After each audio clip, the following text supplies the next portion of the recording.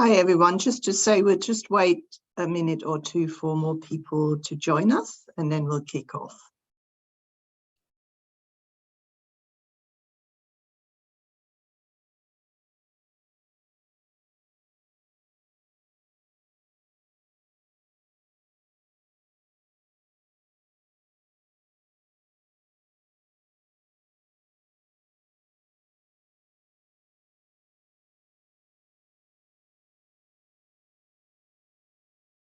All right, we've got quite a few participants, so let's kick off. My name is Ute Collier, and I'm the Deputy Director of the Knowledge Policy and Finance Center at IRENA, the International Renewable Energy Agency. It's my great pleasure to welcome you all to this session, which is the fourth webinar in a series we kicked off a few months ago on renewables-based clean cooking. And the goal of this series is to discuss the role that renewables-based clean cooking solutions can play in achieving SDG 7 and climate goals. So we're having these discussions today at a time when in New York, the high-level political forum at the UN is discussing progress or lack thereof on SDG 7. And many of you will have seen the recently launched tracking report, which IRENA is part of, which offered another sobering reminder of how, especially in the clean cooking area, progress is really very slow and in some places even going backwards. We have problems with the current levels of investment, which are extremely inadequate. So we have especially in sub-Saharan Africa, we actually have a net growth in the number of people living without access to clean cooking. And of course, we all know this has significant social, economic, and environmental costs, which are borne disproportionately by women and children. We recently published our World Energy Transitions Outlook, which shows quite clearly we need to accelerate the energy transition overall and the shift to renewable cooking to align with SDG 7 and the climate agenda. So clearly there are a number of solutions on the renewable side, bioenergy, which can be sustainable biomass, biogas, and bioethanol, and renewables-based electric cooking. In the previous webinars, we've already addressed some of these. We discussed bioethanol, biodigesters, and electric cooking. And today we decided to discuss the role of solid biomass, which is quite challenging. For that, we partnered with Practical Action, and Mattia will introduce himself in a moment, because we wanted a partner who's got some experience on the ground of delivering some of these solutions and understands very well what some of the issues and trade-offs are. So it's clear to all of us that we need to phase out the traditional use of biomass, which is the very inefficient use, which causes all the environmental problems, the social problems, the health problems. But you know, it seems that there are some solutions which are better in many ways, which are more sustainable from an environmental point of view, which do have some benefits in terms of greater efficiency. So in our 2-hour session today, we split it into 2 parts, where we have an excellent lineup of speakers, of course, and as ever, you know, we're very grateful that so many experts are prepared to join us in these webinars. And we will discuss what a role solid biomass solutions can play in national cooking strategies, and discuss the enabling conditions needed to support the development of markets and sustainable supply chains. So let me hand over to Mattia now, who's Head of Energy at Practical Action. He will deliver some opening remarks and also moderate the first session, which is on designing universal clean cooking strategies. I will then come back later on and moderate the second session. Mattia, over to you. Thanks. Thank you, Ute, and yeah, thank you, IRENA, for inviting us to join them in this webinar session. So my name is Mattia Vianello. I'm the head of energy with Practical Action. And for over 50 years, we've been working energy access across Sub-Saharan Africa, South Asia, and Latin America. And really, our work starts at community level, and we understand, and we start from understanding their needs. And then we go to build market systems, which are inclusive, working with private sector and governments. And we have a long history in the cooking space, starting decades ago with improved biomass stoves to some of the most advanced work we do now with electric cooking market, for example, in Nepal, but also with some advanced biomass stoves. My colleague from Nepal will be talking about some of this in the second session of this webinar. Our ambition is to reach about 10 million people with cooking solutions by 2030. And what we've learned by working in all those contexts, those diverse contexts across the continents, and that is that there is no silver bullets, really. And more solutions are needed at the same time to reach universal access to clean cooking. And from our perspective, we are technology agnostic as an organization, but we follow two principles, really, health and climate. And with a strong dimension around gender, since women and children remain the most affected for both health and also life quality, given the current cooking solutions. So those are really our driving lights for our work. And so let's go into sort of setting the scene of this webinar. So where we are. So as Uta indicated, the recent SDG 7 progress report showed that unprocessed biomass is still the principal cooking fuel for about half of the rural population in developing countries. And even when that is decreasing, reliance on charcoal persists. And actually that is increasing in some urban areas in Sub-Saharan Africa. And especially in the areas with high dependence on unsustainable fuel wood harvesting, population growth is outpacing progress on access. Particularly in Sub-Saharan Africa, where we are on course to reach over 1 billion people without access to clean cooking by 2030. So things are actually going worse in those places. There are, however, some good news on the wider spectrum of clean energy options and solutions, coming in from electric, ethanol, bioenergy, even not renewable technologies, LPG, which have increased their uptake. And so there is a question of what's the role that biomass can play in this mix for people and planet. And as Uta said recently, I think last week, there was this launch of this paper from the UN Energy Policy Brief with the World Bank, WHO, even DESA, that shows a roadmap that shows what we need in order to reach SDG 7 by 2030 and then net zero by 2050. And I think that sets very well the scene for understanding the role of biomass.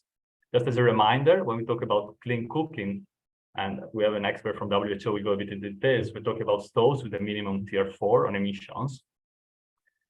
And so the discussion could be around what's the role of biomass by using those stoves, but also with tier 4, but also should we still promote the stoves which are tier 3 and we consider as transitional?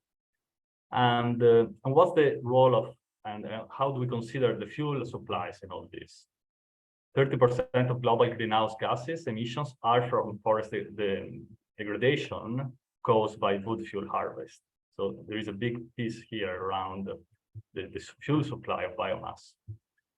But still, there are some technology advances with processed solid biomass, like briquettes, chips, pellets from bioproducts of forest, residues, or even agricultural production, which are showing some potential for renewable biomass to be into the mix. So we need to look at the stoves, we need to look at the fuels, and the people, of course, and how to create the conditions for all this to be sustainable and work in the long term. Then, of course, when there are no conditions, no current situation for which people can access electric cooking or other clean fuels or even sustainable biomass, is there often a question whether we should still push for transitional stoves? That's remain an important one that I think the sector, especially organizations like ours, always struggled to deal with. So does future of clean cooking include the role for biomass? And then there is the fuel stacking, which is when the fact that people are still using more fuels, even when they advance. For example, electric cooking, we see most of them are still using, for some uses, biomass. So we know that biomass is there, is going to stay for a long term.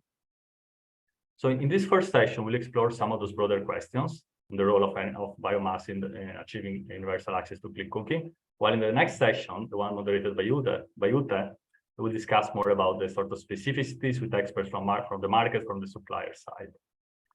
So with this one, I will start, and I would like to move to actually the panel discussion for us, and where we discuss some of the trade-offs, the opportunities, and we will hear from some of the leading agencies in clean cooking and health, and what they think should be done to bring biomass as sustainable within the clean cooking solution space. It's important we start with the common terminology and we understand really the health consequences of what each different option brings. And also we look at fuels and also the finances. And also we learn from the experiences from the region. So we have experts who can talk across all those aspects. So let me introduce them quickly before we go into the discussion. So we have Dr. Kendra Williams. She has a PhD in international health with a background in research on adoption of clean cooking solutions. And she's currently a technical advisor to WHO and working with them on the Clean Household Energy Solution Toolkit. Hi, Kendra. Then we have Dr. Maria Michela Morese from FAO. She's their Senior Natural Resource Officer and Energy Lead. She also holds a PhD, but in forest ecology, and she's been working for over 20 years in international relationship, energy, and climate change. Then we have Dr. Carolina Cheng, who holds a PhD in public health and policy, and she's the finance clean cooking specialist at CSC for All. And before she worked for the World Bank. And then we have Sira Diallo, who's currently working with the UNDP as coordinator of the NDC program in the Sahel countries. And before that, he managed the ECOWAS Center for Renewable Energy and Energy Efficiency Initiative around clean cooking, the West Africa Clean Cooking Alliance. So we have experts on health, fuels, energy, finance, and regional experiences to bring in. So if that is okay, I will start with the panel conversation and with Kendra from WHO. So Kendra, what role can more efficient, sustainable solid biomass solutions play in reaching universal clean cooking access from WHO perspective? Help us framing the conversation, please.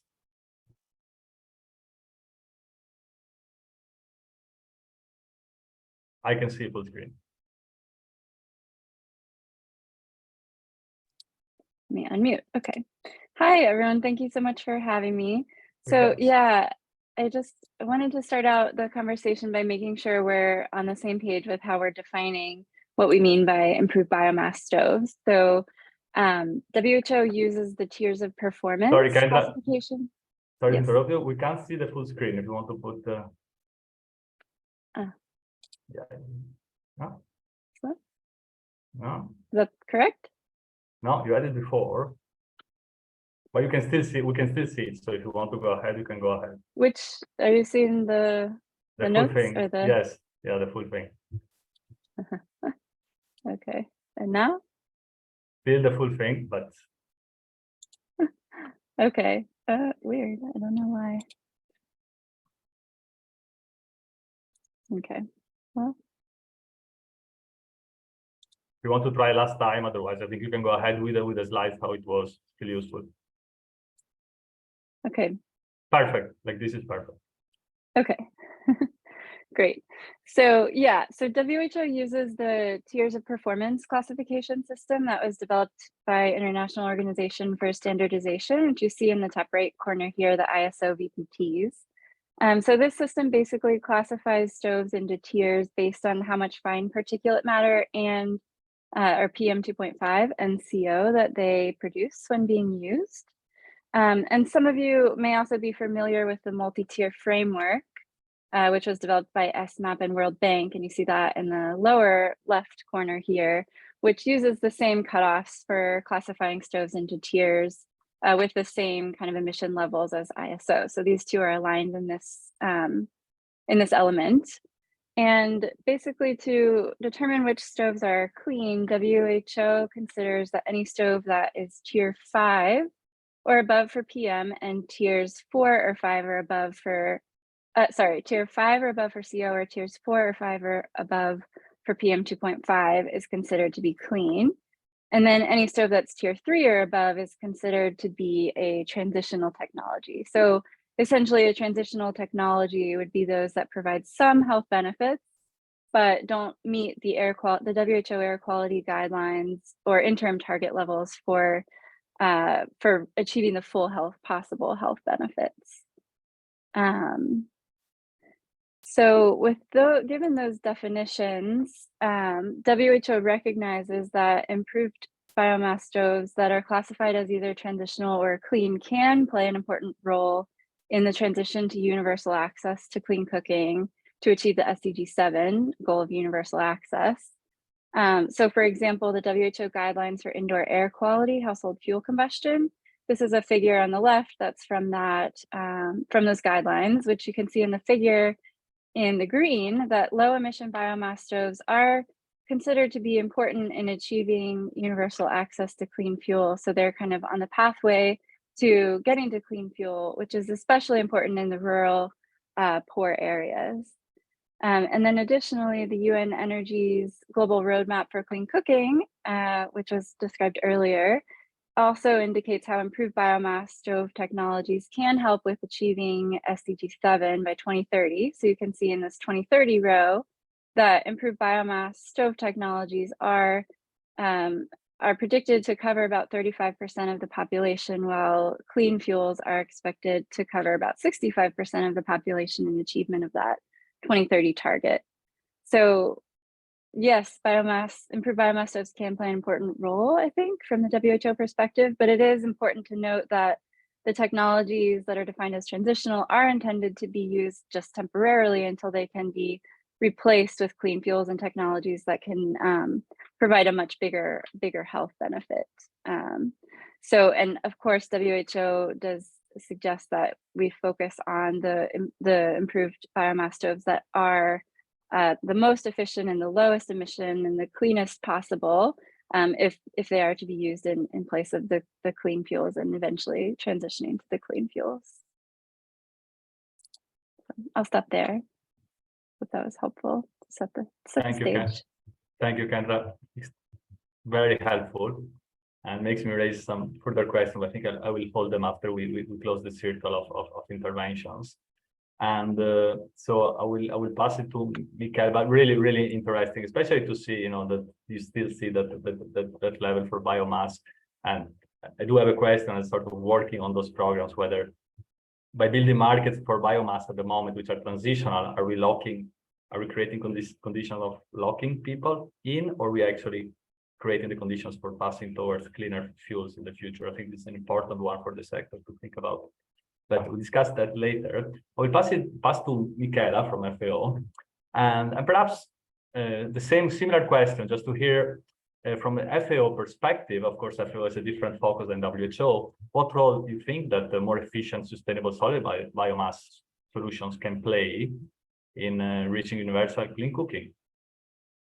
Thank you so much, Mattia, and thank you also to Kendra for setting the scene of the discussion, because it's very useful also in terms of what FAO is doing in the sector, in the sense that we tend to look at a kind of a diversification of energy sources with the view to facilitate reaching the universal access. And of course, cook stoves and improved cook stoves with solid biomass is one of these potential applications. Of course, looking at more advanced technologies, as Kendra was saying, there are transitional towards the cleanest ones. So, for example, we have in the context of various activities and projects in FAO, we have been discussing thoroughly the use of improved cookstoves like microgasification systems that would not only facilitate access to heat and facilitate also cooking procedures, while reducing also the indoor air pollution and all the effects on health that were mentioned, but also at the same time also produce a kind of a byproduct, which is the biochar, which could also be used as a mandant, as organic fertilizer into the soil in order to improve the soil, the sock content into the soil, and therefore facilitate further agricultural production. So in some way, technologies of improved cookstoves that could not only serve as to improve energy access, but at the same time also to improve soil quality and facilitate further good production as a follow-up. For sure, it's very important to work a lot on a context-specific basis. So that's extremely important. It has to be on the basis of any kind of intervention, has to be on the basis of the needs specific of that country, of that region. So very much country specific, and the importance of a lot of capacity development.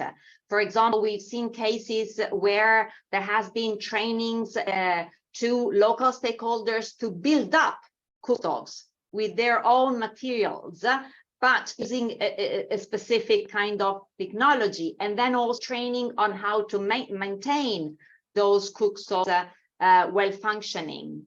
So also that the capacity development is another important point. But last but certainly not the least, maybe the first one would be attention to sustainability as a whole. The importance also of raising awareness at the rural area, at the smallholder level, the importance of sustainability, thinking that sustainability is from an environmental, a social, and an economic point of view. So the importance of looking at the 3 dimensions of sustainable development in order to find the right balance on which kind of energy technology has to be applied and the best option for that specific country context. And this is something, sustainability, where we've invested a lot of our work, efforts, and time the last 18, 20 years in FAO, both in the context of the Global Bioenergy Partnership Initiative that we host as a secretariat, and in the context of several bioenergy and food security related projects. So I'll stop here for the time being, but happy to follow up with more inputs. Thank you. Thanks, Michaela. And yeah, useful to hear this. And perhaps in the next round, we go a bit deeper into the fuel supply side and what FAO think about that. But I would now move to Caroline from SC4All. And welcome, Caroline. And Caroline is a finance expert. And perhaps, you know, if you can tell us a bit, what do you think made it so difficult for biomass to be a bit of the spotlight and to make significant headway within the sort of projects and programs towards universal energy access? I mean, why biomass is so left over from those conversations? Yes, so thank you for that question, and I would say also appreciate the effort and IRENA and Practical Action for organizing this webinar specifically to discuss biomass, because it's often missing in a lot of the conversations around clean cooking. And I would say part of the challenge has been, so the clean cooking, a lot of the, looking at the history, there was a lot of focus initially starting with this simple improved biomass stoves, and then which were not being done at scale. There were stoves that were being given away for free or at very highly subsidized prices, leading to a lot of challenges.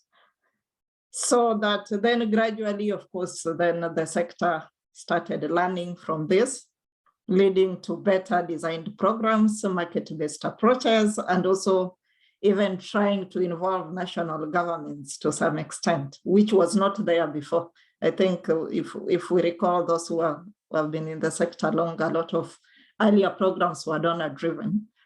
So as things started getting done right, then we, of course, had the new definitions, some of those that Kendra introduced.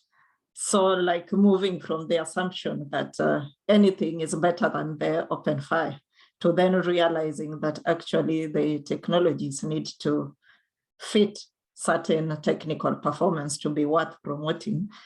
And I think that during that time, so all these lessons were coming in at a time then biomass didn't quite move in the same tandem.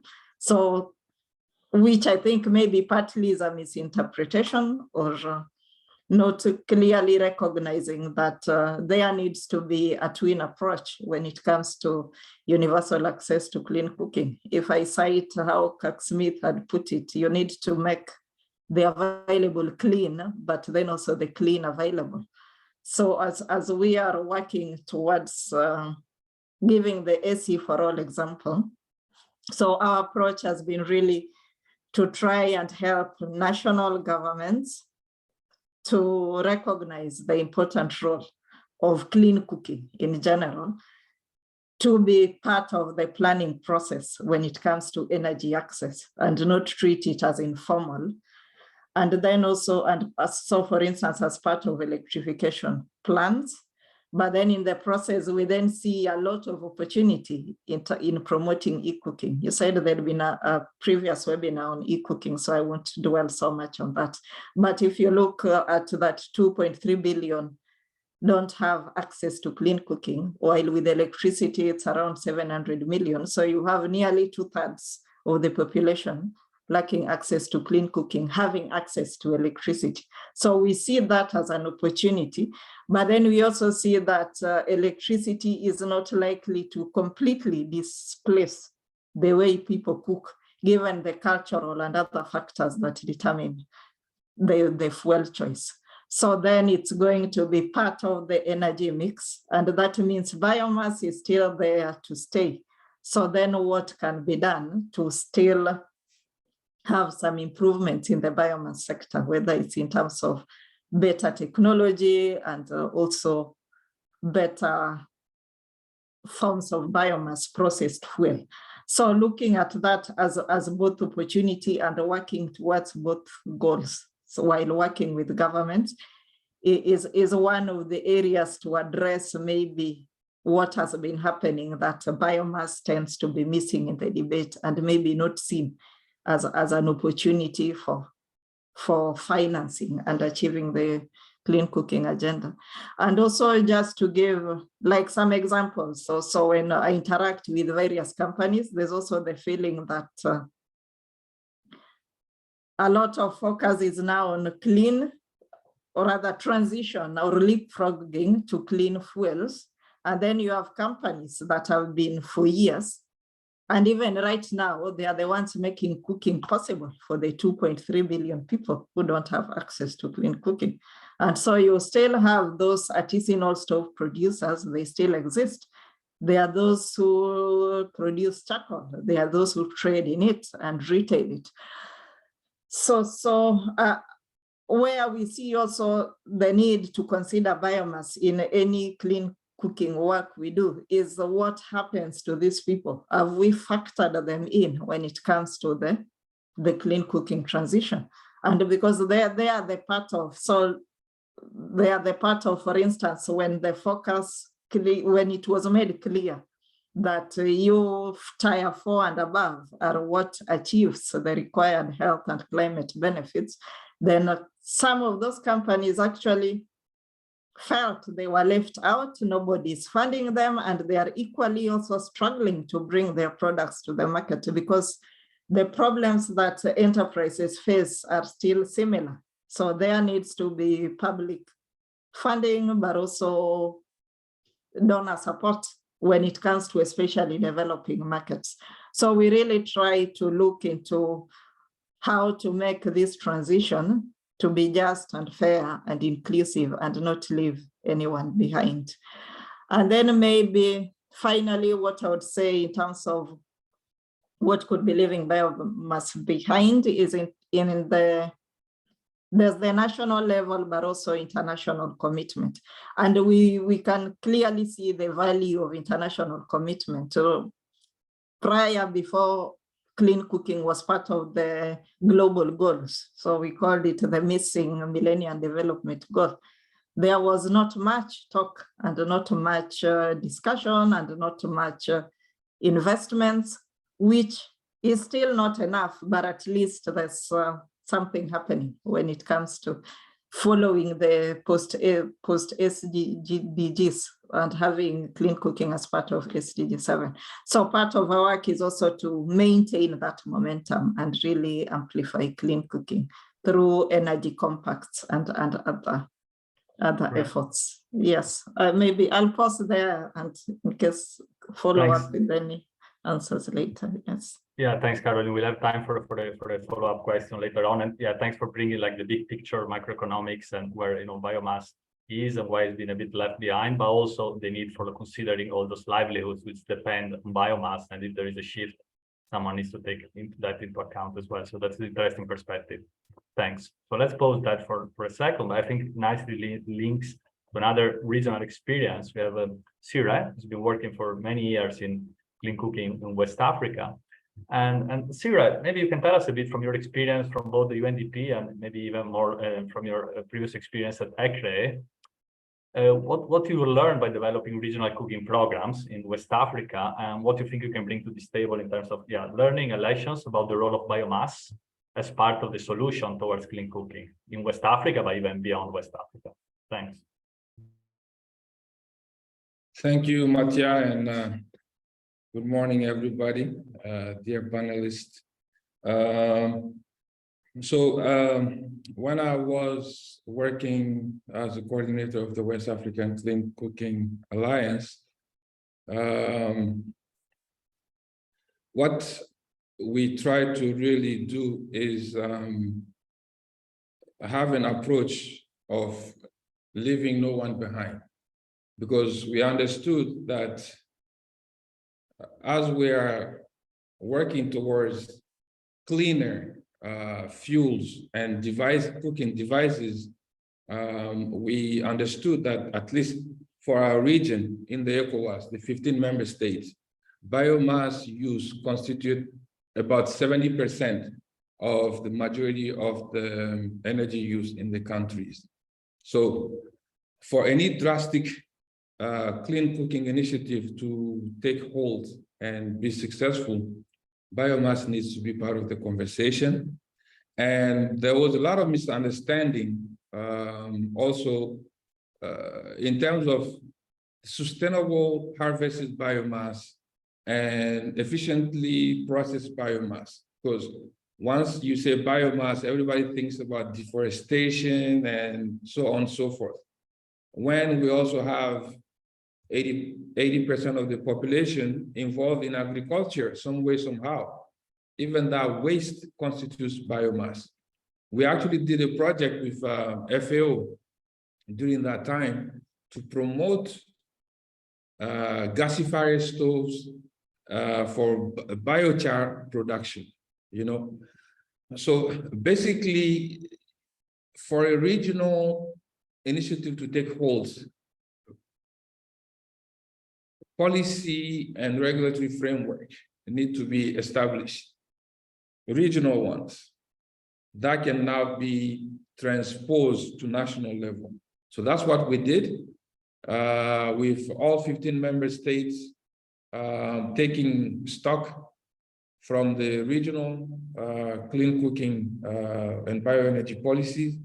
Now we help these countries have a clean cooking action plan, and started working to develop standards for clean cooking devices.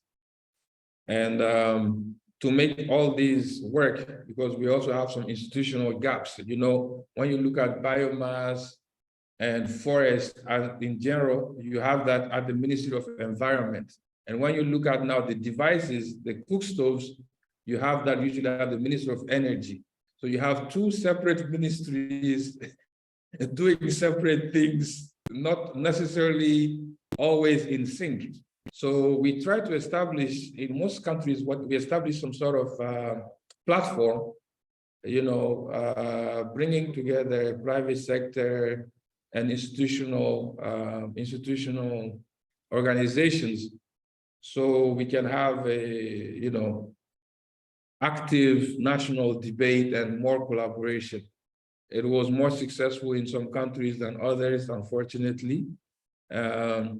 also, last but not least, what we did is build capacity of entrepreneurs in this sector. So I used to say that I don't like calling these stove manufacturers artisans, because an artist does unique things. You know, what I wanted was industries capable of producing top-notch clean cooking devices, you know.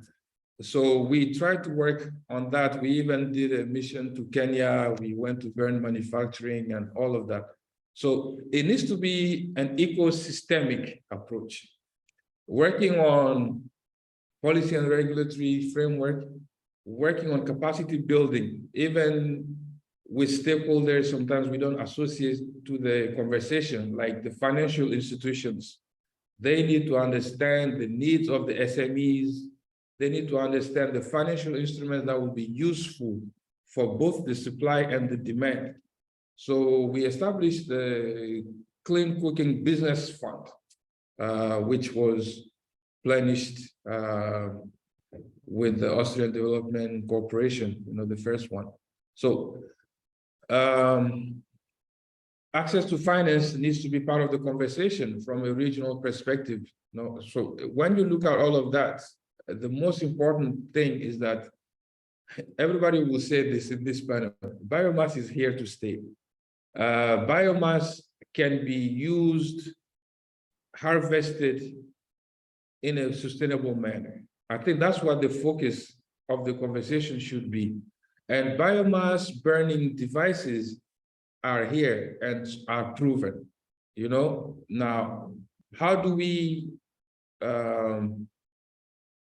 change the rhetoric about the use of biomass in the spectrum of clean cooking? I think that should be one question that, as practitioners, we need to think about that.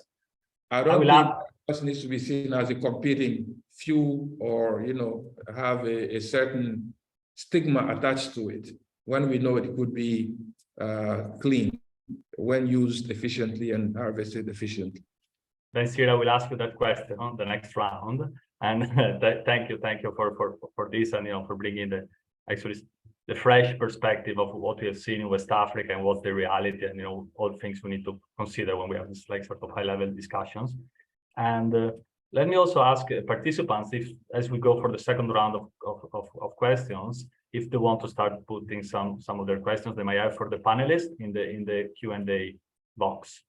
But as Sira touched on technologies which you say are currently available, which are like clean and biomass sort of fueled, I would bring it conversation back to Kendra, and since, you know, to ask her to give us a bit of a brief of what's the current technology landscape for biomass stoves that meet the standards of modern cooking.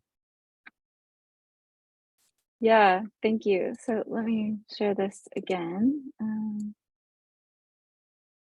Are you seeing the right page this time? Okay. So WHO maintains a web page, which you see some screenshots of it here in the website, which I can put into the chat as well. But it's called Defining Clean Fuels and Technologies. And here on this page, we've listed all of the improved biomass stoves that to date have been classified as either clean or transitional, based on those tiers of performance that I mentioned earlier. So currently, which you can see here, there's only one biomass stove that's actually been classified as clean based on testing results that have been reported to the Clean Cooking Alliance's Clean Cooking Catalog. And that's the Mimimoto stove here. And then there are only 3 that have been classified as transitional. So of course, it's possible that there are other improved biomass stoves out there that meet these criteria, but the challenge, as I think we heard some of our colleagues mention, is testing and also reporting of those testing results and getting those results publicized and put onto websites like this one at WHO or the CCA's Clean Cooking Catalog.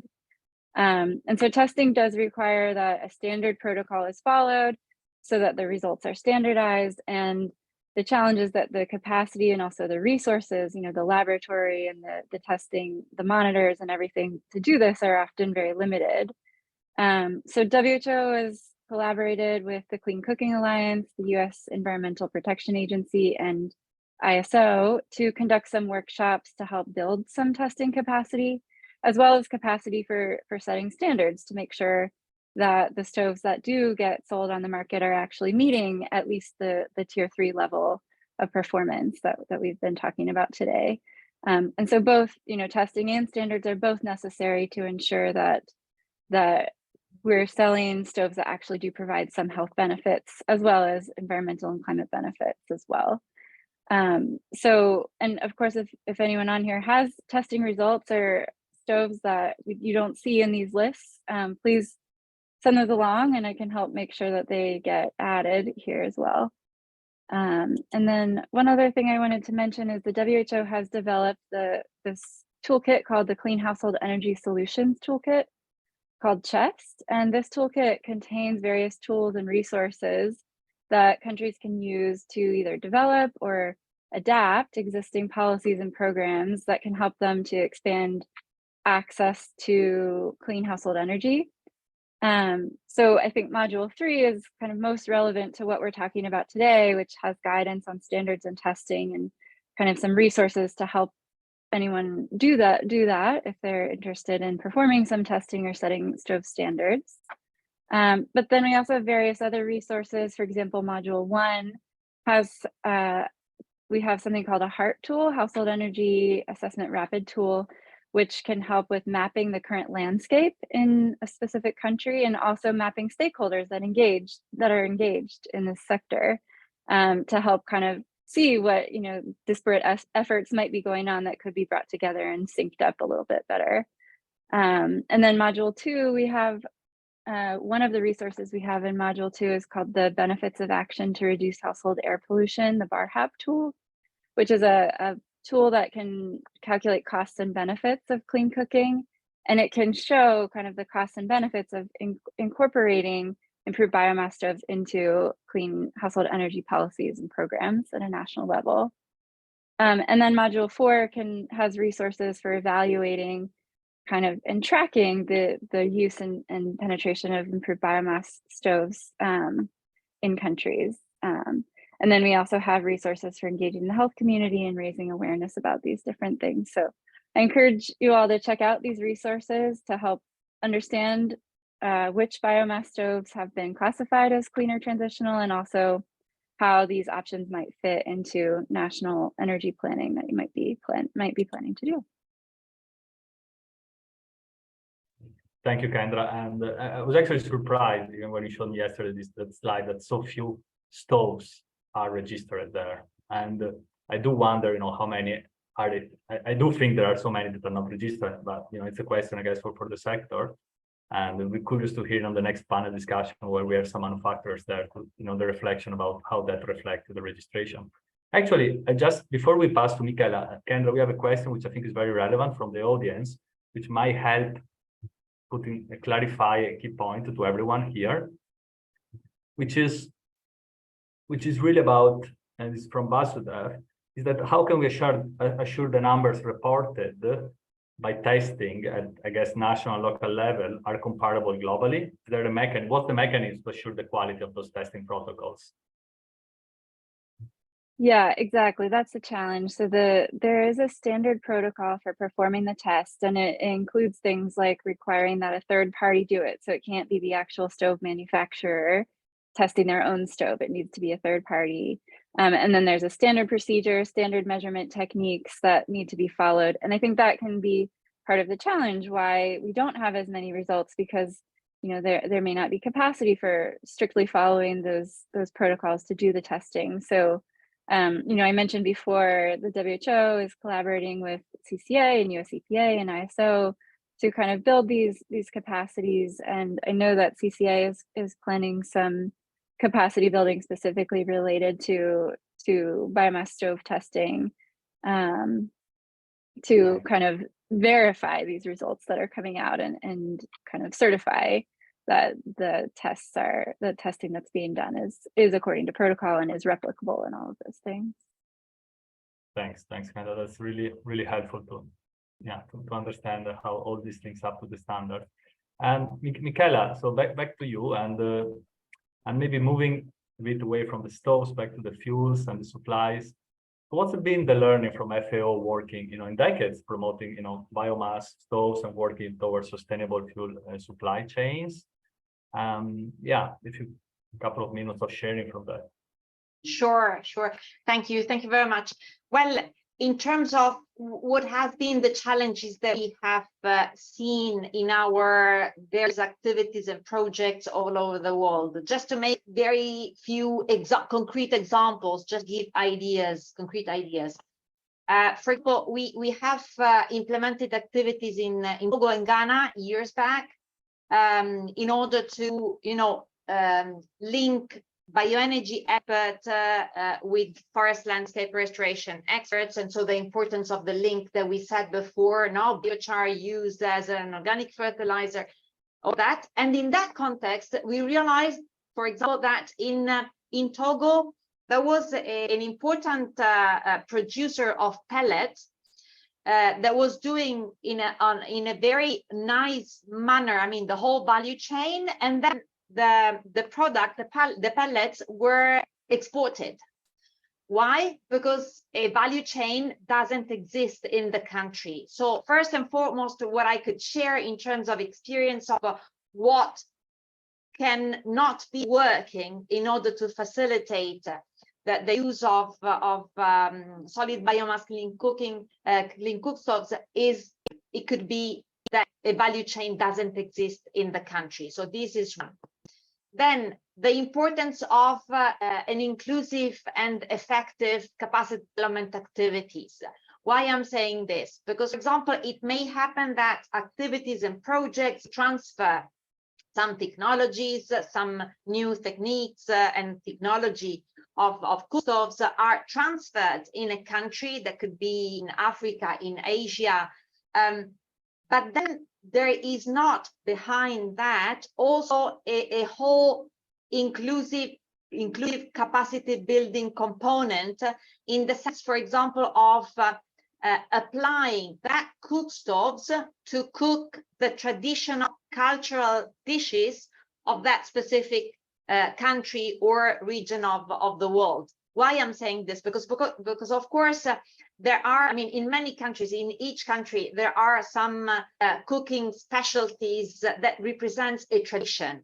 And it's important to adapt these traditions to the cook stoves and vice versa, see how the cook stoves could be used in order to cook the same dishes that represents their tradition. It seems, at a first glimpse, it may seem something normal or not relevant, but it is for to keep traditions in rural areas or at smallholder level. And last point, again, we know that some biomass clean cook stoves are not the silver bullet.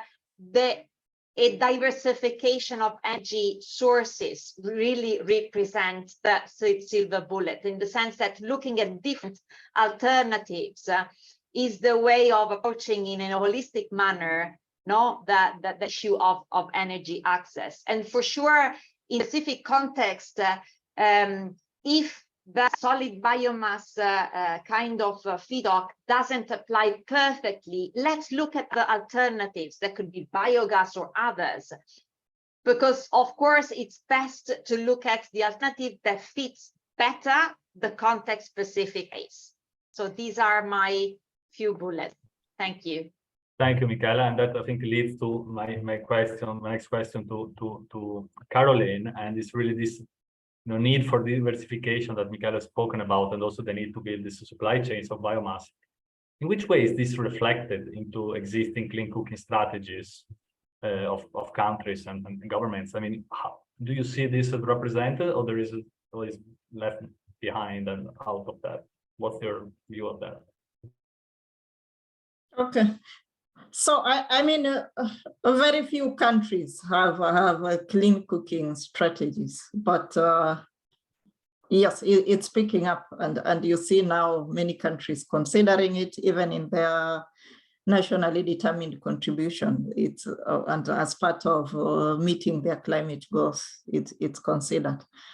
But in the few countries that do, then there's quite high value in it. So for instance, if I give the example of Kenya, where I was engaged in the strategy formulation process of the bioenergy strategy, then first of all, it ensures that there's a wide consultation. So then you have different groups bringing in different ideas that link to the role of biomass and the various sources and various uses. And then so that would then bring in those different ideas from different stakeholders. But also then it gives the country also a roadmap and some target and something to work towards.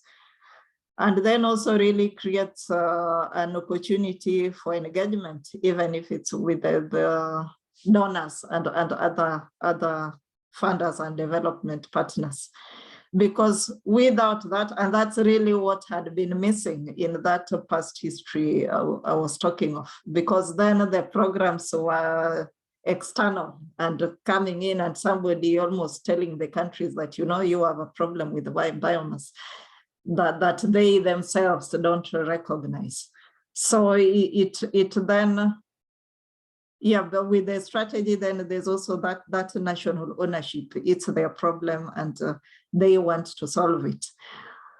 And also that's where then you really recognize the important role of biomass, because of the country strategies I've seen, there's none that considers that they'll just transition from biomass to completely zero biomass. So there's always talking of efficient modern energy or efficient modern technology.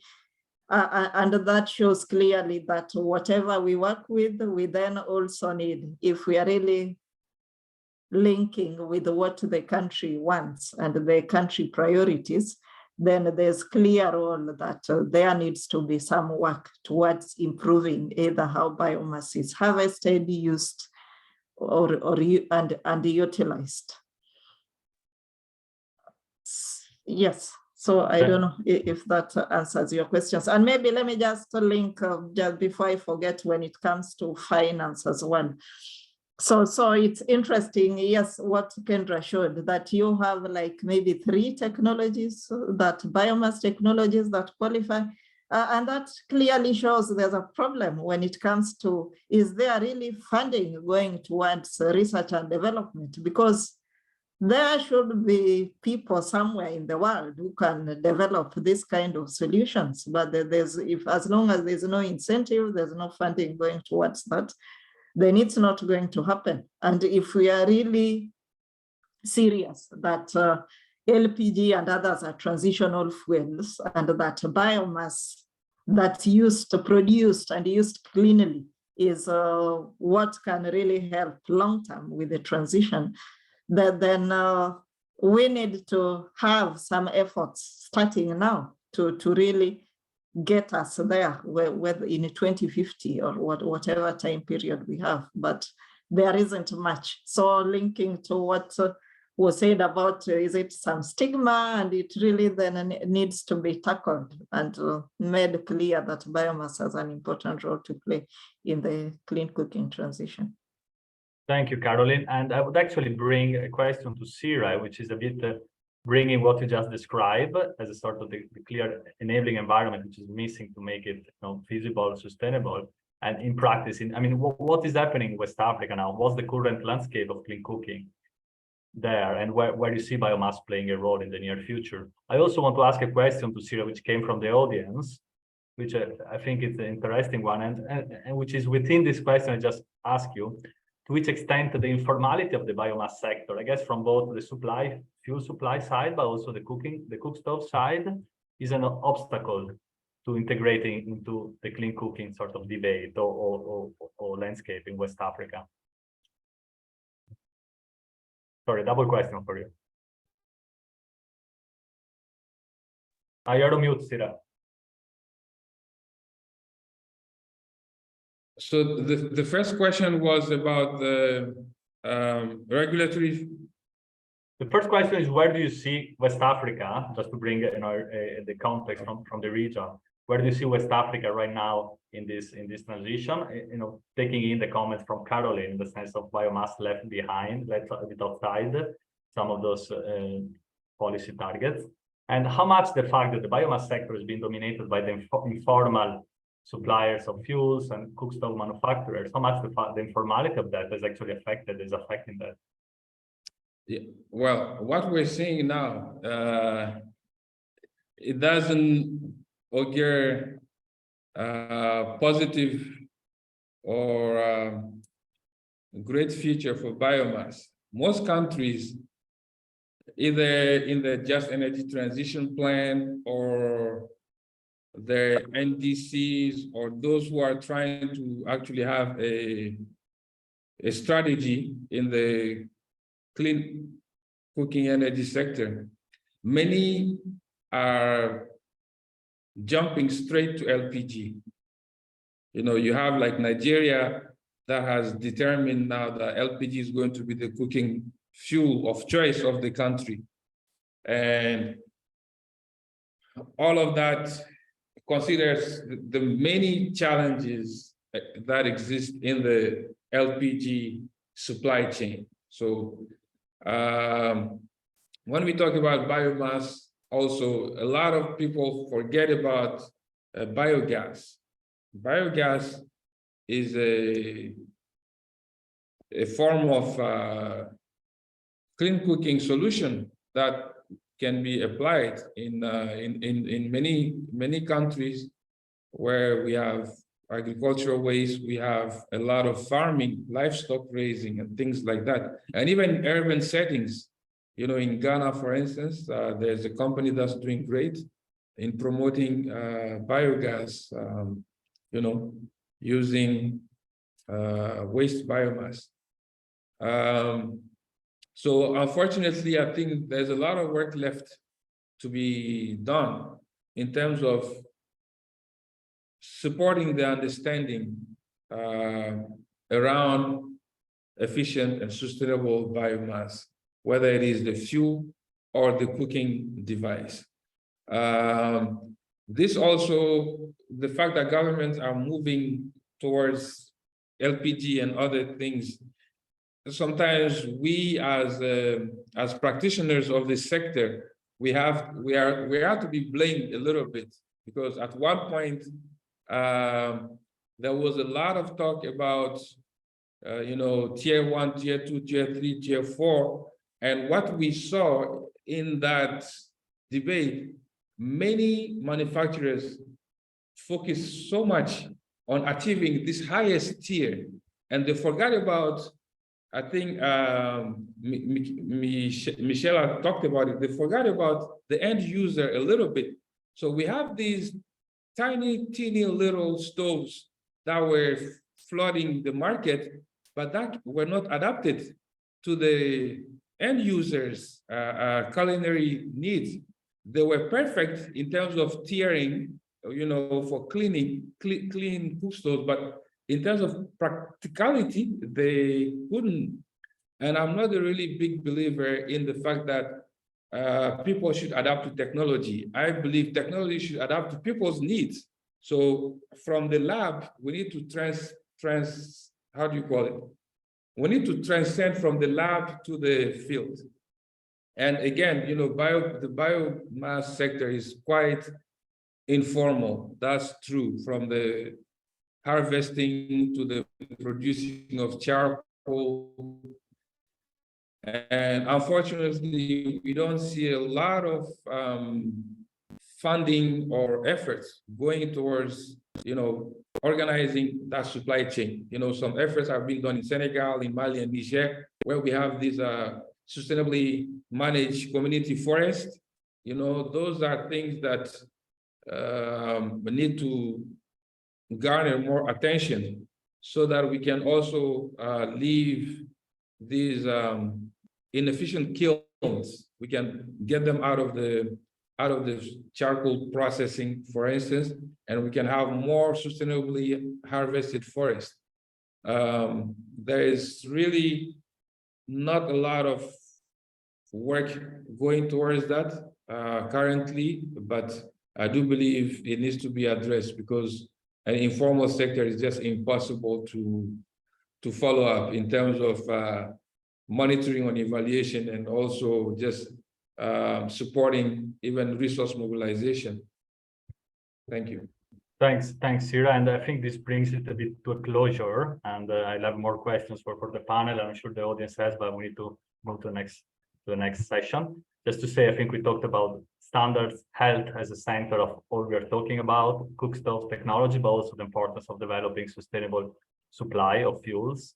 And all this needs to be reflected in an honest way, without ideology, in what are the targets, the policy targets, the finance which comes in, and all the enabling environments.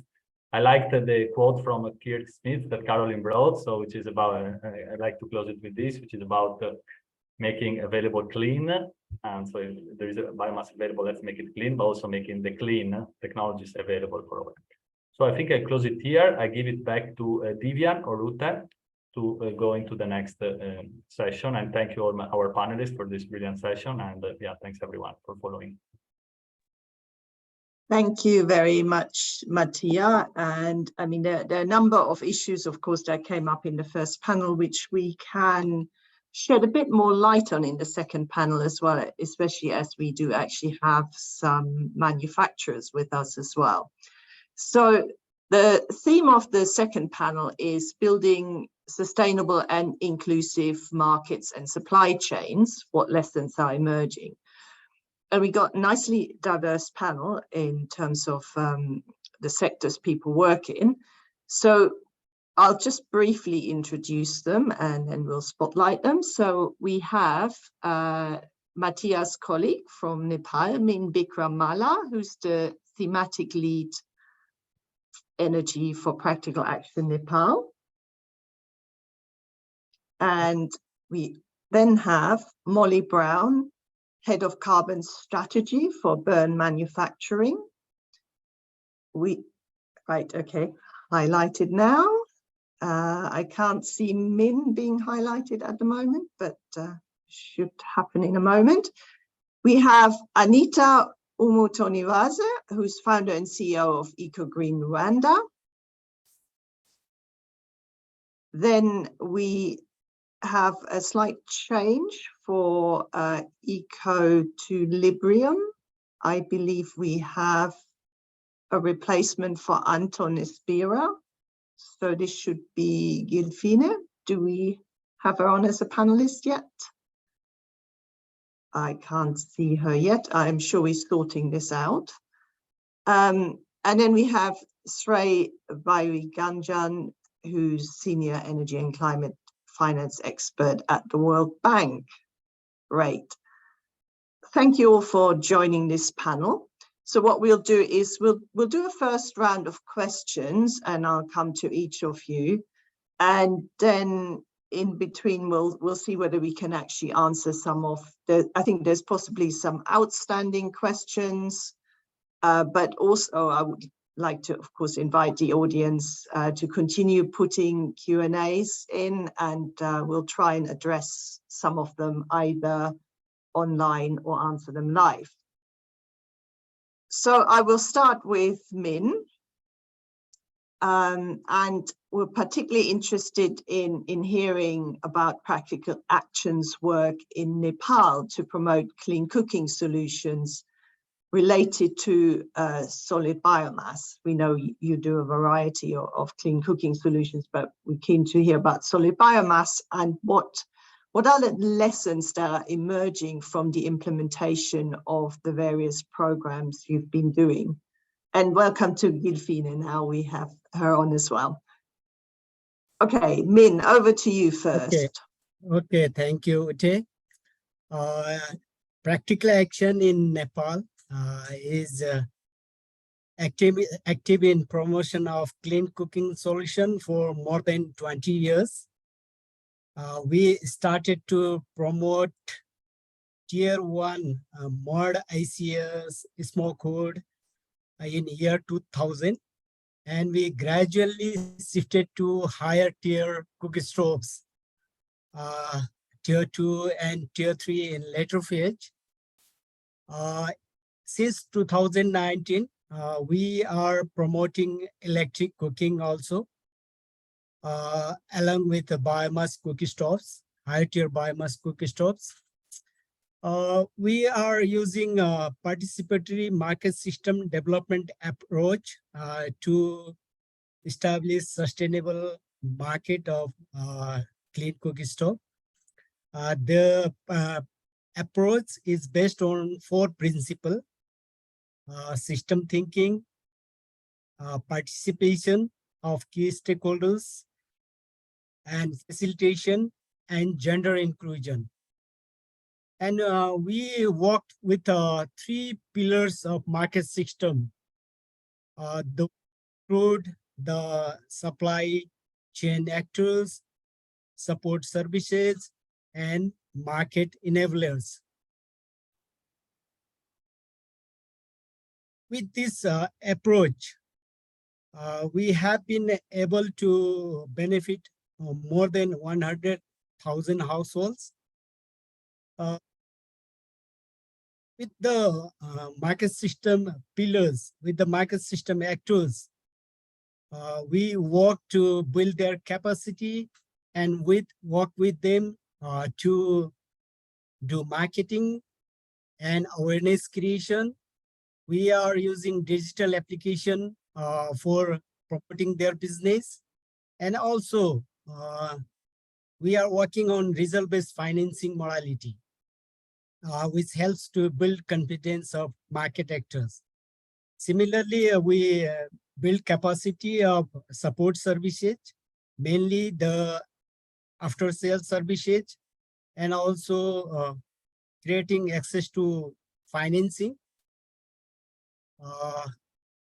And with the enablers, market enablers, we are working to make favorable policy environment, mainly on taxes and financing policies, and also to quality control and quality assurance, and also to develop coordination among stakeholders. We found this approach very much successful. I already mentioned we have already benefited more than 100,000 households, and we promoted many market chain actors. We worked and developed many market chain actors, mainly the last mile distributors and service centers. With respect to challenges, there are lots of challenges to develop a sustainable market of clean cooking in Nepal. Mainly, there is affordability issue. Also, there are gender issues. The woman is the main cook in Nepal, but they have very limited access to resources and decision making. And there are information gap, beneficiary, and the people, most of the people, they don't have information about the benefits of clean cooking. And there are cultural and cooking habit related things. In supply side, the supply side actors, they have low capacity, and also they have low confidence also. And biomass market in Nepal is subsidy led. There is a high dependency on subsidy. And the supply side, the suppliers, they are based in major cities. In the remote location, there is a lack of suppliers. The potential last mile distributors from the remote location, they don't have information about the technology, price, those kind of information gap is on their side also. These are the main gaps, but from our work, we have proved that with right approach and good planning and adequate resource mobilization, we can solve the problem. With this, I want to stop here, Uti. Thank you, Min. Let me come to Molly first on the manufacturer side. So Burn is a leading clean cooking appliance manufacturer, but you have quite a varied portfolio of products, I think. Obviously, some of it solid biomass, but you're moving into other fuels and technologies too. So as you're developing your future strategies, where do you see the role for solid biomass in the near future, and maybe looking ahead a bit as we transition to universal clean cooking access, which we all know is going to take a little while? Do you still see it as a transitory solution that will open up markets for other clean cooking fuels, or do you see your company transitioning out quite quickly? So over to you to hear some of your thoughts on that. Hello, yeah, I'm Molly from Burn. We're based in Nairobi, Kenya, and I think we're the biggest clean cooking company in Africa. We've distributed about 4 million stoves so far. And yeah, we started with an improved biomass stove, which uses charcoal, and then added a improved wood stove, which is great. It burns 70% less wood than a three-stone fire. But over the last couple of years, we've been developing electric products, and those will launch later in the, well, they're already launched, but those will be scaled this summer, and we'll do a session on that later in the summer. But yeah, I think as we've heard from the first panel, there's still a large number of people who are cooking on biomass. The stat I have is 950 million people in Africa, and for a lot of these people who are living in quite rural locations, quite far from the grid, or if they do have grid access, then it's quite unreliable. And I guess we see biomass as a transition fuel for cities, but and a transition fuel for rural areas as well. But I think the main point is a climate justice point, right? If we can make sure that everybody has access to an improved cook stove now, and we have the technology now, and we can leverage international grants, but also carbon finance to distribute improved cook stoves now, then that's extremely important from a human perspective in terms of less pollution in the home, less time spent collecting firewood, less time spent cooking, financial savings. That's really important, and we should be rallying behind that. And yes, let's also have a stream of work in the clean cooking world where we're looking at modern fuels and electric and moving towards that space. But we think it's really important that we're serving everybody on the energy ladder and that no one's left behind. And how do you see that developing in the next few years? For your company, do you still see it's mostly going to be about solid biomass, let's say to 2030? I haven't put any time frames on it. I think it partly depends on the funding available, honestly. Sure. But what we've seen for Burn in the last couple of years is a huge acceleration of the kind of our ability to leverage carbon funding. And what that means for our rural wood stove projects is that we can now distribute improved wood stoves to rural communities for as little as $5. That really unlocks scale. And that really means that we can reach as many people as possible. So if that funding source continues, then we have the boots on the ground, as it were, to really roll that out at scale. So let's see. But I think in terms of moving rural communities onto electric will depend a lot on infrastructure and I will leave that to Sure. IRENA and others to work out. The World Bank, they have the money. Yes. Right. Let me move on to Anita, who can talk to us about her experience from Rwanda. So I gather EcoGreen Rwanda is dedicated, also is a manufacturer of improved cook stoves and efficient fuel. So based on your experience, where do you see the biomass-based solutions fitting in within Rwanda's national clean cooking fuel strategy? What are the opportunities, but also some of the challenges for you specifically? Yeah, thank you very much. Talking about the Rwanda's clean cooking fuel strategy and how my company or my mission fits in this Rwandan fuel strategy. I can mention that Rwanda itself has set a goal to reduce the number of households using wood and other traditional cooking modes from 83% to 42% by 2024, and it hopes to achieve a universal clean cooking access by 2030. So this is in line with the Sustainable Universal Energy Access Goals and the Sustainable Development Goal 7. And I can also mention that Rwanda has established the Clean Cooking Fund. We call it Rwanda Green Fund. And this project aims to expand access to clean cooking to more than 2 million people across Rwanda.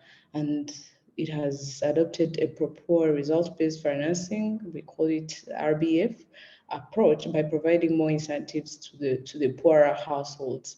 Where I see it as an opportunity for EcoGreen solution is that we are among these companies that were chosen in this result-based financing projects to be among the companies that are going to be providing or supplying these stoves and fuels to the Rwandan community. So I see this as an opportunity, for us. Jumping to the challenges, of course, I can see that accessing, access to clean cooking is still a challenge, because I can see that the demand is high. The products are there, the manufacturers are there, but the demand is more higher. So this is a challenge. I can also see that in terms of challenges, there is still an issue in the transition from traditional cooking modes to modern cooking modes, because there is still need strong awareness from private sector, but also stakeholders need to help create awareness for the citizens, for the population to know, and to know the good of cooking clean. So this transition is still a big challenge. I can also see that ICS is very expensive compared to the traditional cooking stoves. So we end up seeing the population sticking themselves to the traditional cooking modes because of how ICS is expensive. The last challenge that I can mention is that, of course, access to capital for private sector is still a challenge as well, since most of time, when approaching banks, they will need securities, they will need collateral. So, capital is still a challenge as well. So this is what I can say on this. Thank you. Thank you. And let me now come to Gilfine, and effectively the same question about the challenges, but maybe also some of the opportunities in terms of your experience for setting up markets and supply chains. Do you quickly want to tell us about Eco2Librium as well? About your work and which countries you're working in? Thanks.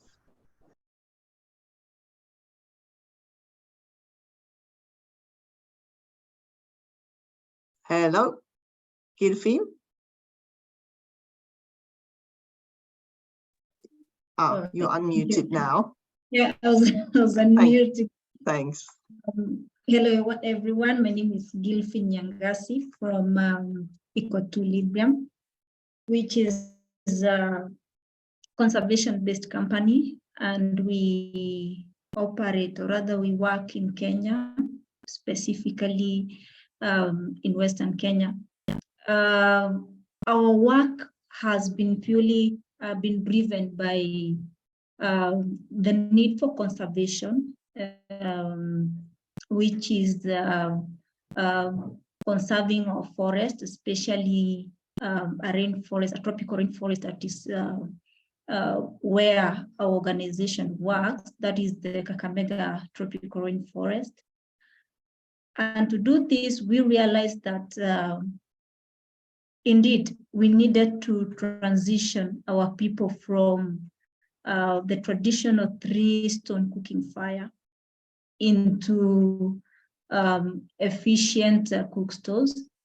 And so what basically we do is that we distribute energy efficient cook stove, but they use wood, yes. But our baseline was the 3-stone cooking fire. So our first step was to replace the 3-stone cooking fire with more affordable and efficient cook stove that cuts wood consumption at least by 50%. And we realized that this is not something that comes automatically. It comes through, it has to be done by aggressive awareness and also pulling people together to ensure that they are able to have a behavior change from the traditional ways of cooking. And what we've been able to do so far is we work with community groups to produce the stoves, and also we work with other sets of community groups to do the marketing and installation. And so they are fully involved in the process of transition from the 3-stone cooking fire. And so through these, we are able to communicate the benefits of the stoves. We are able to rally people to be able to have, or rather earn alternative income, because some of these people have been cutting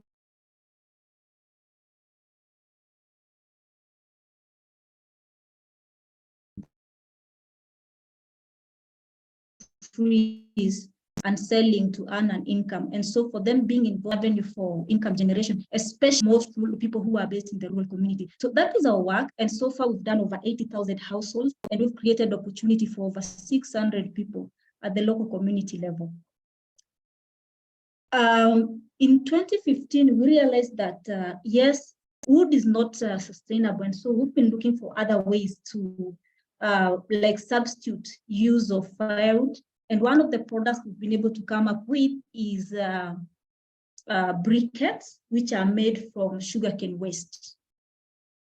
So part of the challenges we've seen, especially when transitioning from using especially wood charcoal to briquettes, especially those are made from sugarcane waste, is that you find the main raw material of briquettes is bagasse, which comes from sugarcane factories. And of course, in Kenya, we've seen a number of factories closing down. So this cuts down the supply of the main raw material that is used for production of these briquettes. And also you find also as a local organization, capital is an issue because for efficient production of briquettes, it requires a good dryer, a good kiln, a good carbonization kiln, and also a very good presser or a compressing machine. And so these are quite a number of items that require huge investment. And so with such bottlenecks, it's still a challenge for the supplier or for small suppliers around to be able to come up with large quantities or rather utilize that particular opportunity. Of course, we've been able to pilot these briquettes and they have a good demand that can perfectly replace the use of wood charcoal or even firewood at the rural community level. Some of other challenges that we've been able to see to transition people from the inefficient methods of cooking is affordability, because you find the higher tier stoves, quite of them are quite expensive, especially for the rural communities. And so there is a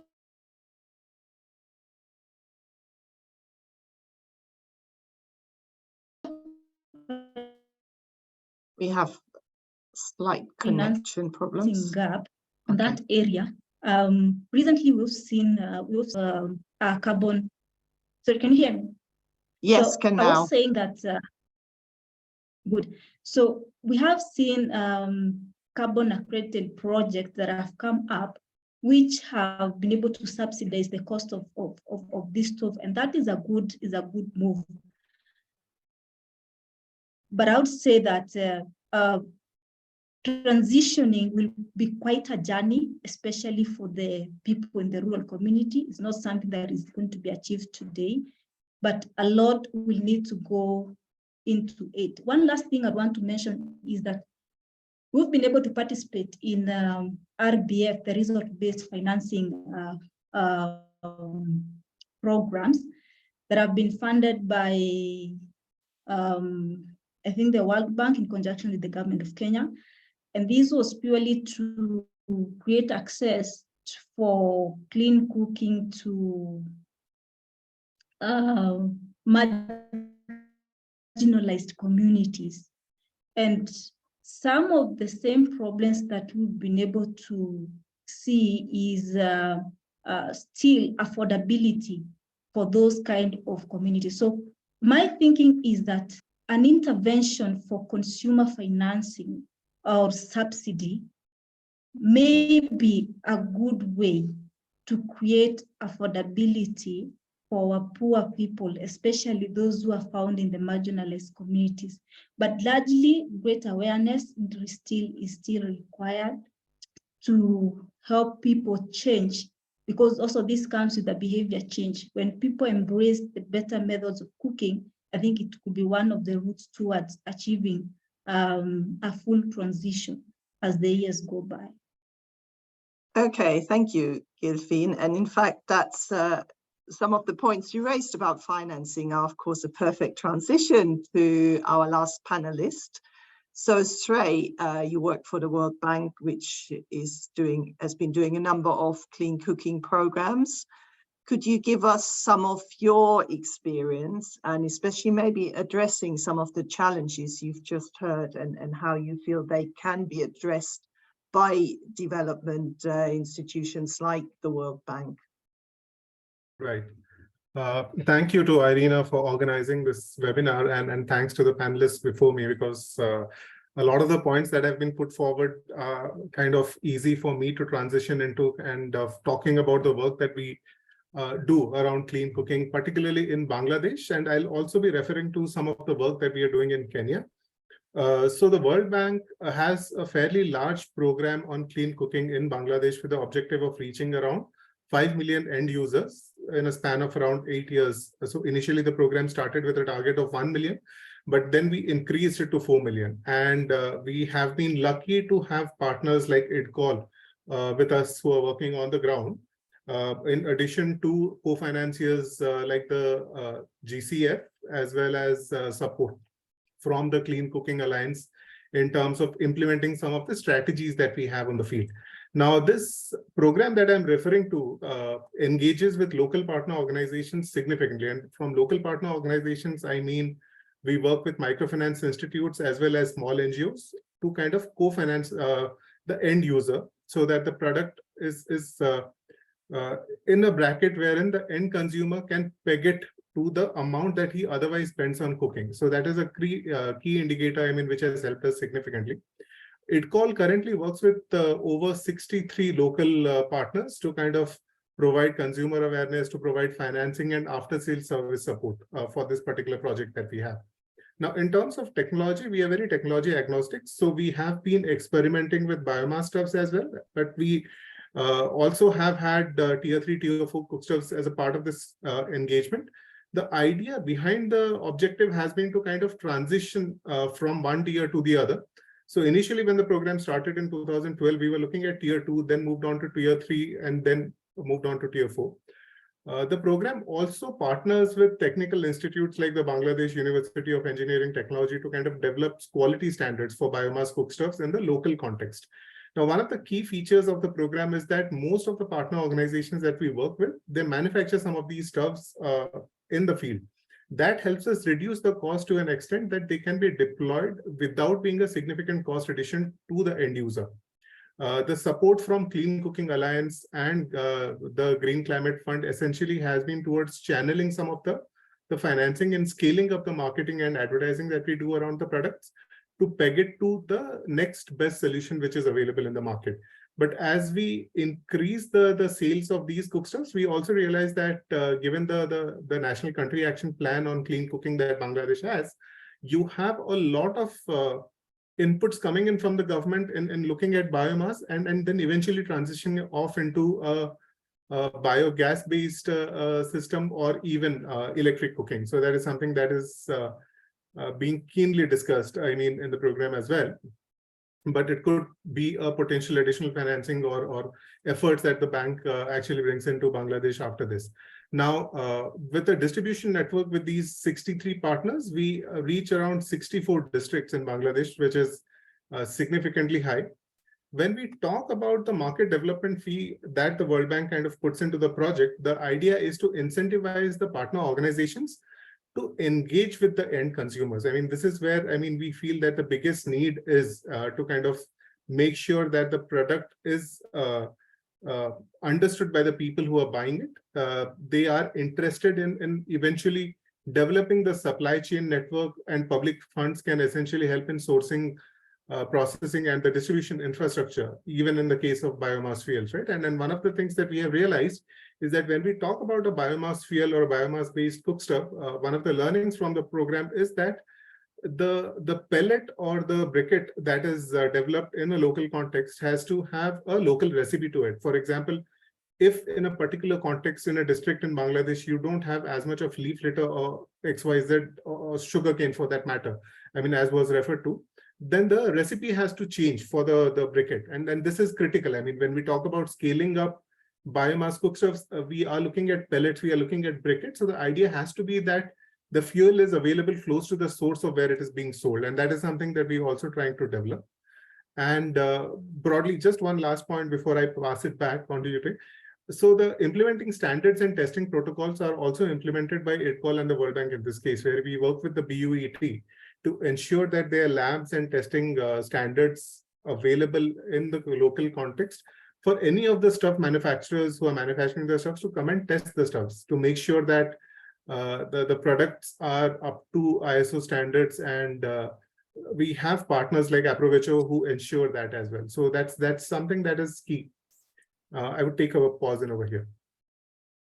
Thank you. And in fact, again, very good for the transition of the question I wanted to put to the panel, because we've got quite a few questions here, and one of them is actually on standards and specifically voluntary versus mandatory.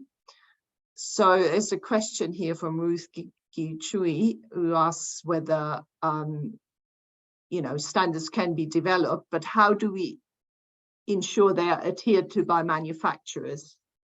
And how can end users best then identify products that meet a set standard? It almost would indicate it has to be mandatory. Maybe Bern or EcoGreen would like to take these from a manufacturer perspective. What is your take on this? Molly? Hello.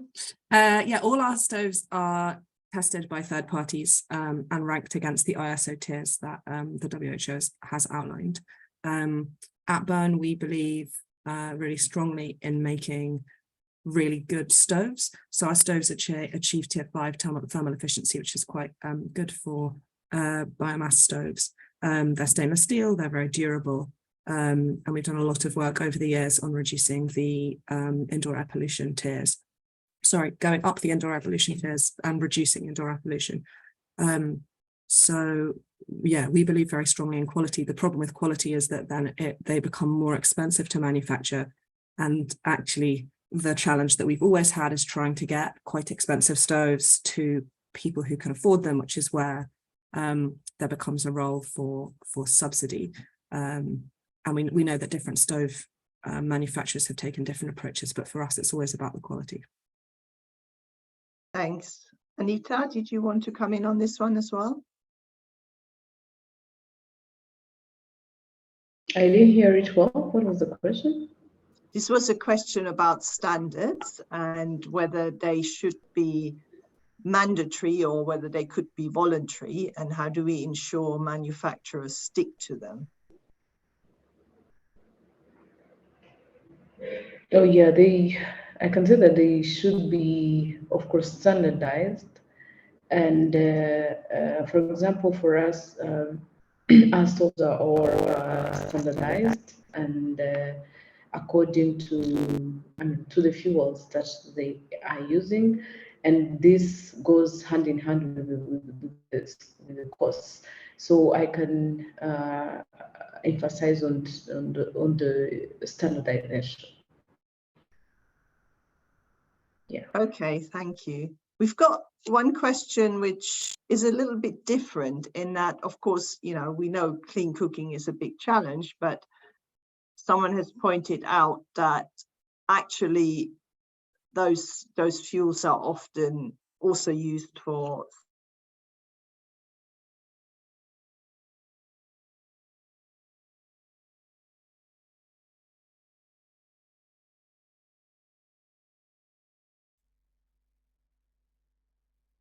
Seems we've lost Ute. So maybe I'll just briefly jump in while she's reconnecting. And I think the question that she was going to pose was essentially around sort of the complementarities between clean cooking and possibly space heating, and whether there might be opportunities for linking, clean cooking access programs also with space heating. Ute, are you back? Yes, sorry. Oh, okay, sorry. My connection's a bit wobbly, sorry. But yes. Back to you. Yes, I thought Min was a good one to maybe answer that one. Thank you, Ute. Yeah, it's good to combine together cooking plus space heating. In Nepal in the past, with the smoke hood technology, we try to address both. In other projects also from other organizations, they are promoting metal ICS, which meet both the needs. It's a good, but there is compromise also. There is a reduction in efficiency also. If you want to achieve higher tier of combustion efficiency, we need to have separate for cooking and for room heating, and room heating required for whole year.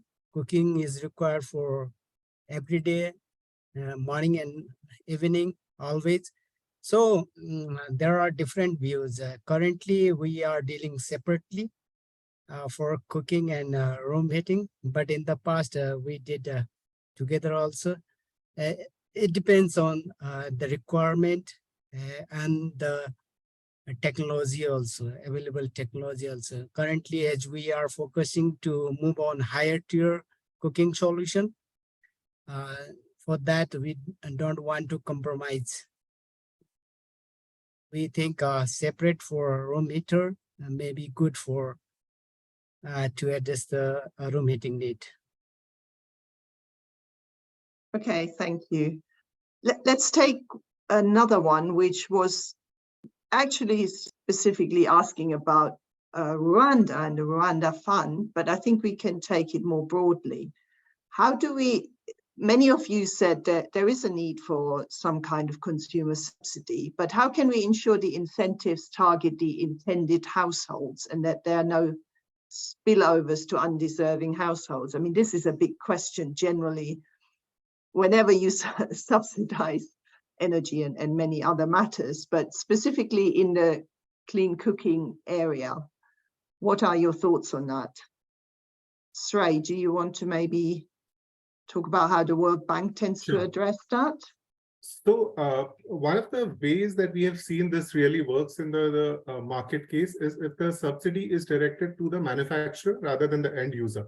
Because if the cost of manufacturing goes down, eventually the benefit is passed on to the end user, and there is no market distortion of sorts, right? So like I mentioned, I mean, we have a range of manufacturers in the field who are manufacturing the cookstoves based on the standards which are given to them, based on the innovations that have happened at BUET and also the private sector partners that we work with. Now, eventually, when these cookstoves are manufactured, the subsidy goes to the manufacturer to ensure that he is using a part of this money for promoting the cookstove at the end user's level, so that the cost of transferring the good to the end user is not significantly high. And this is something that can be done in a very strategic way. It helps in increasing the consumer base. It also helps in reaching more and more districts and regions. I mean, the incentive can be structured in a way to kind of encourage a manufacturing partner to explore other districts than where he's centered at currently. So these are some of the things that have helped us significantly. The other thing that we have also realized is because of providing manufacturers the freedom to kind of use the subsidy, we have had technology innovations wherein you have cookstoves which are flood tolerant and specifically designed for disaster-prone areas, right? So some of those innovations also come in when a part of the subsidy is parked with the manufacturers. I think that helps immensely. Great, thank you.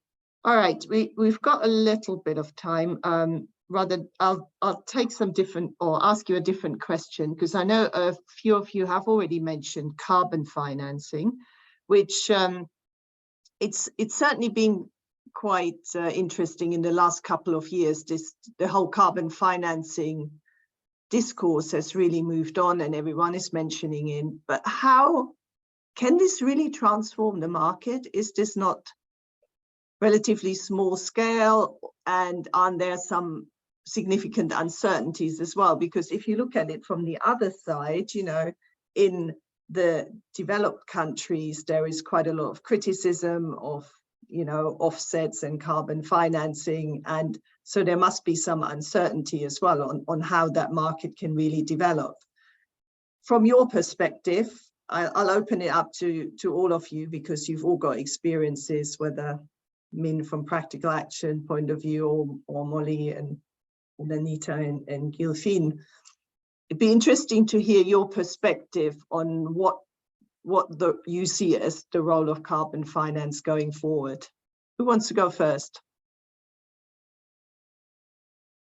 Molly, you're smiling. Yeah, I think it's interesting. It's not yet a reliable year-on-year funding stream, but I think if it could become that, it has the potential to really transform the sector. We were very successful last year with raising carbon financing, and what happened was we managed to raise upfront carbon investment, and that helps us reduce the cost of the stoves to a very subsidized level, which means we can reach people who most need stoves, so low-income rural families and low-income urban families.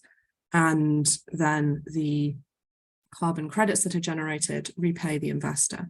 But it's not a silver bullet, and I think there is a need for kind of DFI's development finance to step up as well. But there's a really huge funding gap in the clean cooking space. So I think we need to all work together to make sure that we can close that gap and get stoves urgently to people who need them, so that we can all help reduce the carbon dioxide emissions and also unlock all the kind of sustainable development goals associated with clean cooking. Okay, thanks. Min? Yeah, we take, Molly mentioned in Nepal also we have huge funding gap to meet the clean cooking target. So we see carbon financing as a good opportunity, good source to continue the clean cooking activities. Last year we got funding from Livelihood Fund Venture, a large fund targeting 75,000 households, and it is a pre-financing. We see carbon financing is a very good opportunity, but in Nepal, there is no such clear policy and guidelines. So lots of confusion is there. So we are advocating for developing guidelines for carbon trade also that can help to build confidence of carbon project developers. Many carbon project developers are coming, but they need assurance that many things are not clear. So we are advocating for clear policy and guidelines. With respect to limitation, carbon financing requires lots of monitoring, lots of cost goes for monitoring and verification kind of things. And so, you know, to actual activity, there is a limited money remain. That needs to be improved. That is the limitation. Other things, we find it, we think it is a very good opportunity which can create a win-win to all, to the users, to the implementers, even to the funders also. Yeah, I stop here. Thank you. Anita has got audio problems, I think. Ilfine, any thoughts on this? Yeah, I would say that carbon financing has played a big role in in enabling distributors of cook stoves to be able to create access for especially the poor communities. So at the moment, I would say, yes, it's something that has worked, as much as still it brings some inequalities in the market, because you find those organizations that are not able to access the carbon finance, they become disadvantaged when it comes to marketing of their products. But I would say still, while thinking of the poor and marginalized communities, this is something that has worked and has helped to create more access and affordability. I want to echo what our colleague from the World Bank, the name is quite difficult for me to pronounce, but he said a very important point that it's something that we've experienced when we've been doing the RBF programs, that well, identifying who needs the subsidy at the community level is quite tough. And also there's a lot of uncertainty that this is likely to reach the intended beneficiary. But pushing these, pushing the incentive to maybe manufacturers and distributors, it's quite of a simpler way or a more unified way to lower the cost of the products so that they can eventually find their way to the end user at an affordable price. So I would say still carbon finance at the moment it's working, but in the long term, especially with the current changing in countries, changing governments, new policies are coming in, new regulations.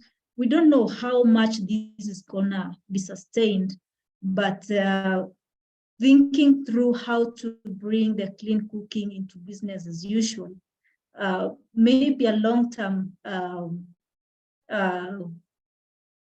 thought to have at the back of our minds, even as we proceed to create more access and impacts at the community level. Okay, thank you. I'll just take that very last question or maybe comment we got through a few minutes ago. So Russell talks here about Zambia, where apparently 2 major clean cooking programs have actually dropped biomass from the fuel list, even though local research indicates that for the majority of the intended beneficiaries, biomass improved cook stoves would be the most affordable solution. So the question is here, how can we reach a point where such local dynamics can be taken into account prior to program design? I always assumed they would be taken into account. Srey, when the World Bank designs its programs, I would have thought these kind of things are taken into account or not. Yes, that's right. So they are taken into consideration, but also the programs are very iterative in nature. Like, for example, if you have a strong partner on the ground, like, for example, the World Bank, given the structure of the World Bank, we work with government agencies, right, or governments directly. So IDCOL has an approach wherein it even though the partner organizations feed inputs to IDCOL, it actually goes into the field and sees what is working and what is not working. So if you look at our program, we have iterated, as I said, with tier 3, tier 4, and we are looking at biomass-based cooks. We are also looking at commercial scale clean cook stoves, and the way to kind of move that also in the market is through some of the agencies that engage with commercial cooking. I mean, so these are the things that we do consider before a program is designed. But to the question here, one of the other key aspects is the capacity on the ground to be able to deliver the program, right? So unless and until there is capacity to manufacture pellets on a consistent basis, I mean, driving the program to deliver results would be very unrealistic, right? So there is a little bit of a gap in over there, wherein you need a transition phase. There need to be certain cookstoves which are in the market currently, improved cookstoves. And while they are being deployed, I mean, there has to be a market development exercise which brings the market to a stage wherein you can commercially deploy a biomass-based or a pellet-based stuff, right? Because the supply chain, again, as we were discussing earlier, becomes very, very critical when it becomes a biomass-based stuff. Great, thank you very much. And that sort of sums up some of the challenges of developing the markets and everything. Right, we're basically out of time. So I'd like to thank all the panelists for this session. I'd also like to thank our partners, Practical Action, to contribute both to this panel, but also to the overall organization of this specific webinar. As I said, we've had a series of these. We are now distilling some of the key messages, and hopefully we will then be able to have a final session really to discuss some of the more strategic issues. Mattia, do you want to say a few final words? If I can still see you on here.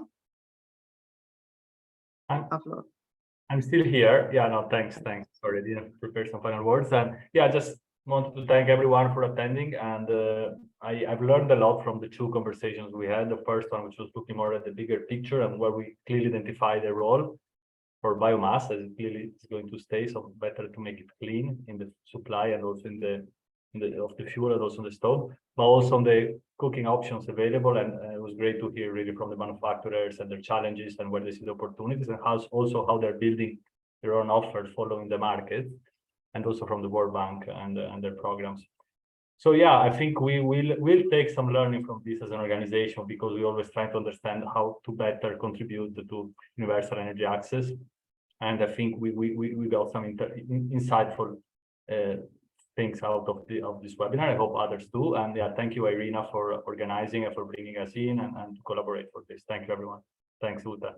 Thanks, Mattia, and thanks also to Divyam for doing such a great job at organizing this series and bringing together a great program. So thank you, everyone, and thanks to the audience for all the great questions.